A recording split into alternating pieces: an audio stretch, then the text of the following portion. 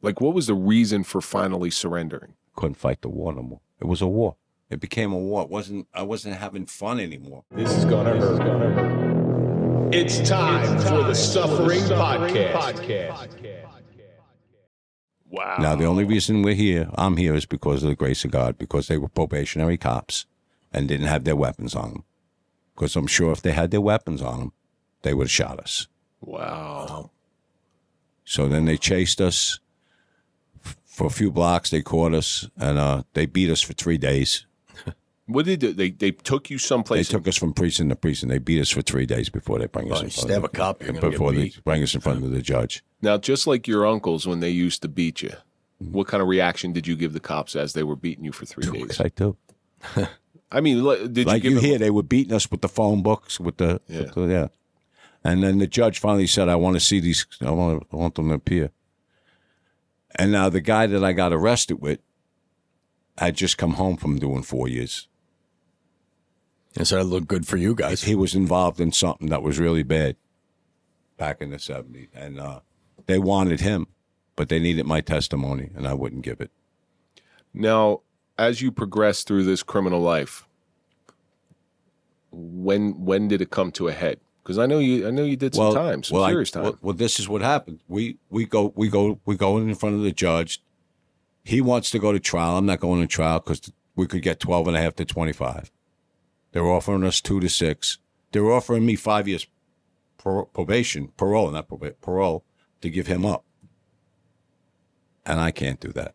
Because my uncles taught me, you never rat, you don't hit women, you don't Snitches you don't go get in your stitches. backyard. Yeah. But meanwhile, they're telling me to give this kid up. And I couldn't do it. My grandmother's crying in the courtroom. And we both got 2 to 6. And today I know that saved my life. Because when I was away, at least a good 5, 6 of my friends died, got killed. So I know today that was I call God my higher power. He removed me from the situation. It's funny how perspectives change. Mine has changed as well. I used to hate the guy that shot at me. Now I would thank him because he put me where I was supposed to be. You get arrested, you get 2 to 6 years, which sounds tragic. You know, how old are you at this point? I'm 63. No. Oh, when I got it, when you got arrested, I was only 20 years old. You were 20 years old. 2 to 6 years is a big chunk of your young adult life. And you got 2 ways of looking at that. It's either, my life is over, or, you use your time valuably, but you were put in a position where you're supposed to be by whatever you're supposed to be, right exactly where you are, in a bad spot. Now, what did it feel like when you get your sentence? It made me more angry. I was more angry than I ever was. Yeah. But when I was away, I got my GED. And I was lucky. The judge that sentenced me, a famous judge, Harold Rothwax, 2 Guns they call him, from Part 50 in Manhattan. He wrote a letter that I should make the first board. Why, I don't know. Well, so do you think maybe some of your friends had some? I don't know. Some of your friends had some pull and got to the judge? I don't know, because the other side of my family that I never talked to are law enforcement. So you're sitting in jail. You just got sentenced to, you got sentenced to a decent sized stretch. Your first night in jail, what's going through your head besides anger? When I got to Sing Sing, the person I talked to me said, you don't even look scared. I said, it's just like changing neighborhoods. You know what I mean? It was just like changing neighborhoods.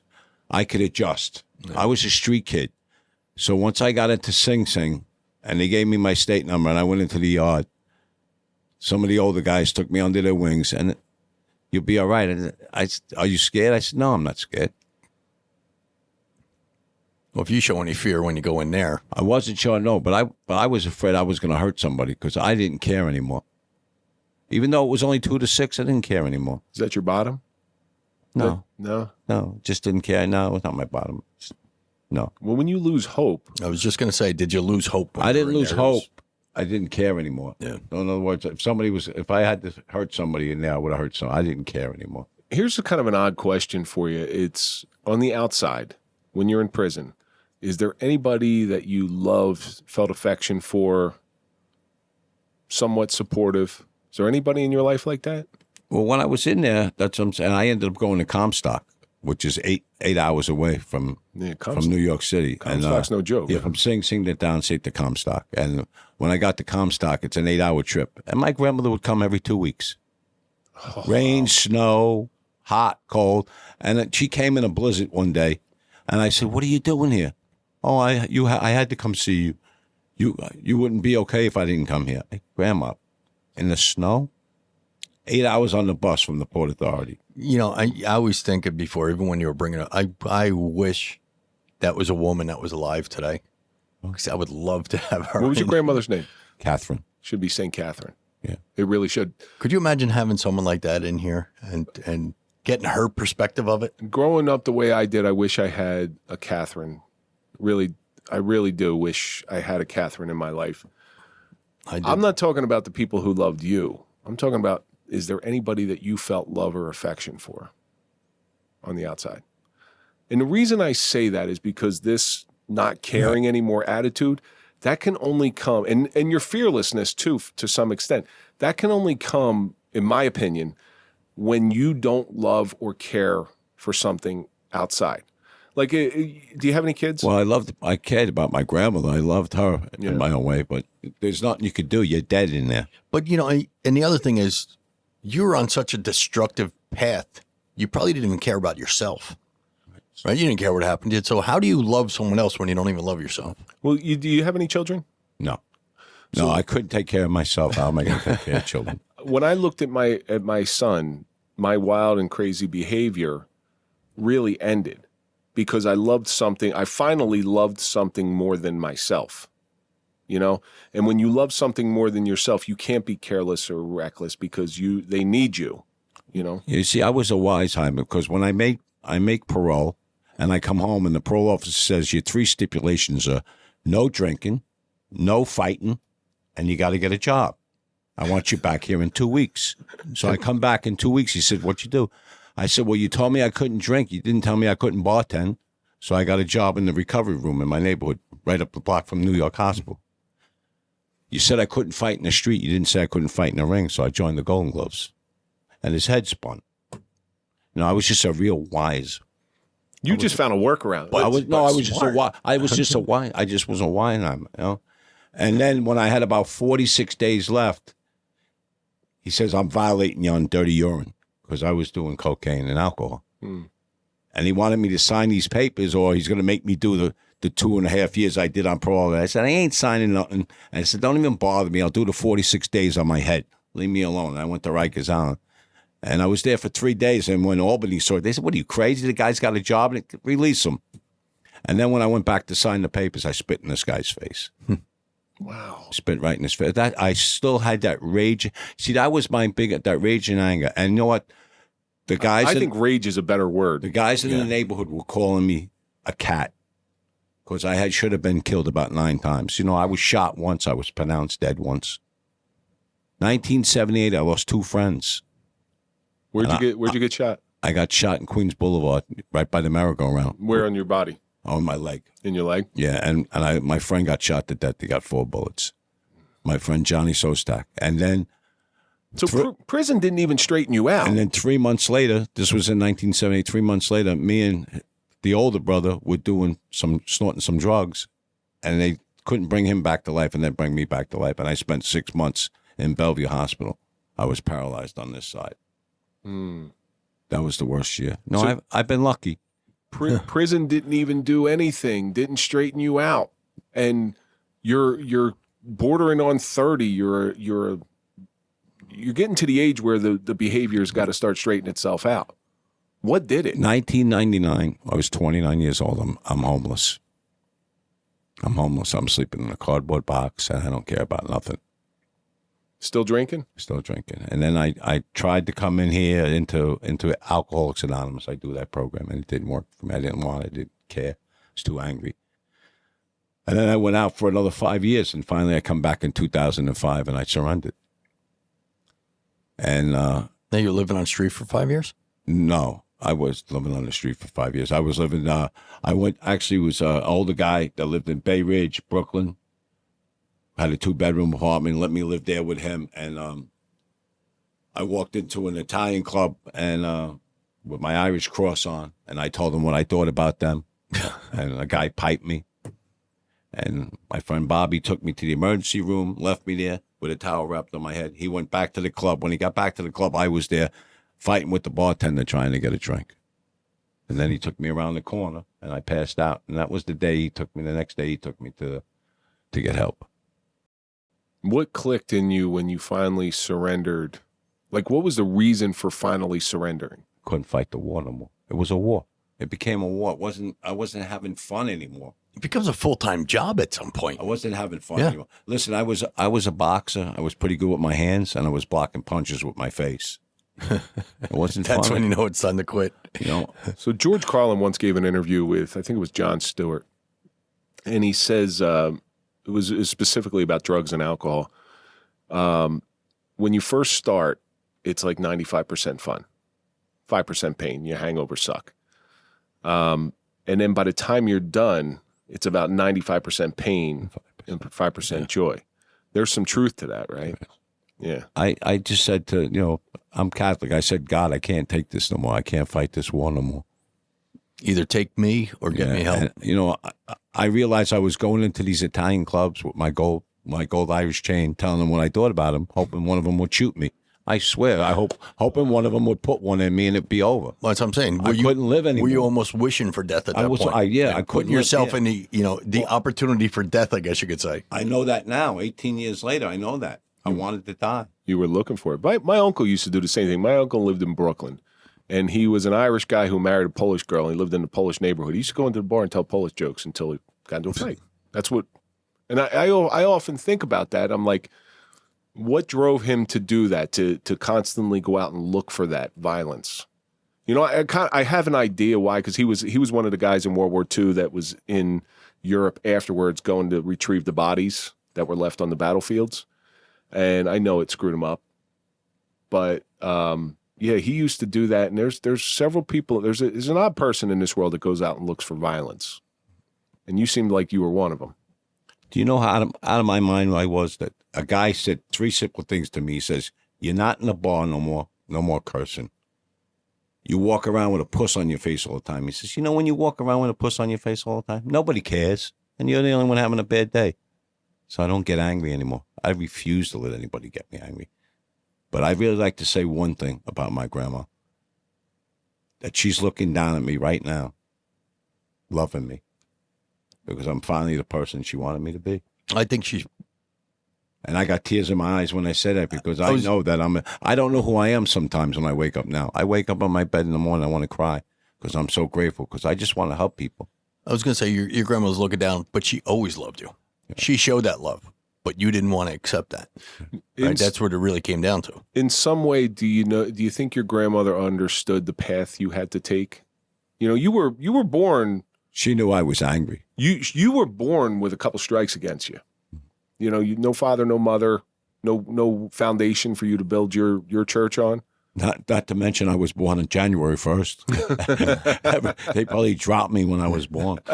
Either that or they put a top hat and a diaper on you. They were drunk from New Year's Eve. Yeah. Because I got a kid right now that's basically the same way I was, and I'm trying to help him. And he, everything I tell him is blue, it's red, Now does that give you satisfaction now? Trying to lead someone? I just want to help him. Yeah. I'm trying to tell him I did what you're going to do. But the old been there, done that. Right. You're going to wind up like me. Well, I got a bad problem with substance, either alcohol, drugs, whatever, and I'm sitting in front of John Sullivan. What's the first thing you say to me? I'm like, let's say let's have this little role playing thing. I'm going to be a little combative towards you. You're like, yeah, they told me I got to come here. What are you going to do? What are you going to tell me? Yeah. First of all, I got to tell you don't have to wake up hungover and shaking anymore. Yeah, but you know what? The hangovers don't last that long. I just go out and get a couple drinks, the hangover will be gone. And I don't have to listen to this crap. Yeah, but the black cloud that you walk around with over your head's going to go away if you stay here. Black cloud? Yeah, black cloud. Yeah. Dark. You're in a lot of pain and a lot of darkness most of your time, aren't you? See, I believe no matter how dark it gets, that if you walk straight, there's going to be light. That cloud's going to disappear soon. The cloud's going to disappear. See. Yeah, but what do you know? You're an old man. I'm an old man. Well, let me tell you something. This old man has learned a lot because My wife told me she was sick on December 12th at 9 o'clock in the morning. And then on December 13th at 2:45 in the morning, she died. Wow. And I didn't run for a drink. But I wanted to know how many steps it was to the roof because I wanted to jump because I'm human. But I didn't want to drink because I know that drinking or drugging isn't going to bring her back. And it's not going to help me. I don't know if it's hard for you to understand that one, but No, Oh, I'm sure. no, it's not. No, it's not. I can feel it. That hits home more than anything else because we've all lost people that are angels in our life. I thought she just had a cold, you know? And we've also counted the steps. Yeah, yeah. That's a I'll keep it at that's that. a tough walk to the gallows Yeah. because that's what it is. But I would tell somebody that walked in that, you know, you don't have to be arrested like I was. You don't have to do time like I did. You don't have to live in the street like I did. You don't have to be pronounced dead like I was pronounced dead. You know? What about those people that come to you and say, I like who John Sullivan is today? All right, but unfortunately, John had to go through some really bad stuff in order to be the type of person. You had to go through a 40-year education in order to be the John Sullivan that's sitting here today. Self-imposed education. You know, there's some value to that education that you got. You know, if I want to be like you, do I got to go through all that stuff? Or is there an easier way? There's an easier way. Yeah. Yeah, I could save you all that pain. Because that's what it is. It's all pain. It's pain. By listening to someone who's been there. It's pain. But I believe I'm here because of God. And you're here to help people now. Why didn't the other people live and why did I live? Why didn't I die and they live? You know? Well, My friend Mikey got hit with the thing. He died. They hit me again. I come back. You know? We both did the same thing. is there a possibility that you were here for a bigger purpose other than to be the tough guy, other than being the drunk? Or is it you need to, there's that one person who you're going to reach that may grow up to do something that's monumental in this world that we need as a society. Could it be there's a bigger purpose for your life? I hope so. I really hope so. I try every day to help somebody. You know, I never wanted to help anybody in my life. I didn't care about anybody. Today, I just hope that every day I try to help one person and I'm happy. And it doesn't have to be in a program. It could be anything for any reason. Just want to help people. I never cared about anything in my life. Well, like I said, you never cared about yourself, so why would you care about anything else? Right. Yeah. That's what it really boils down to. You got to love yourself before you love somebody else. Right. Now I think you have a newfound love for yourself. So now you're ready to share that love and show someone that people care about them. All your passwords on all your accounts should be 180 because that's what it sounds like you did on your life. No It's kidding. complete 180. You went from a person that was angry, filled with pain, filled with rage. You did a complete 180. Now you're a guy who went from not caring to caring a lot, too much, probably at times. Has there ever been a time that you've tried to reach somebody to your own detriment? You know, you stay awake at night worrying, because I know this happens to Mike and I, where we want to reach out to somebody who's in a lot of pain. And it's to our own detriment, where we may deny spending time with our families or the ones we love because this person is in so much pain. Has that ever come to pass with you? I understand what you say. You know, we're only responsible for the effort. We're not responsible for the outcome. But I will get out of bed at 2 o'clock in the morning to help somebody because that's what I'm responsible for. You're only responsible for the effort. Not the outcome. Wow. No, I thought you were going to responsible. start writing as soon as I'm I heard that responsible one. to go help that person. But whether that person wants my help or not, I'm not responsible for that. And I don't let people rent space in my head. When I go home tonight, I go home and I have a bowl of fruit every night, and then I go to sleep with a clear conscience. Well, you can lead a horse to water, right? You don't But you let can't make 'em drink. You don't let people get you angry in this world. You don't let people rent space in your head in this world. It's too expensive up here. You want to come up here, it's going to cost you. You're going to pay me rent. It's going to cost you a lot of money. But I'm responsible for the effort to help somebody. Whether that person wants to help or not, I'm not. That's up to them. I can't force the outcome. I can't force an outcome. There's no way. You know, we were very grateful to Stuart Churchella for introducing you to us. And I know Stewie's doing some great things with Guardian IOP in Hoboken.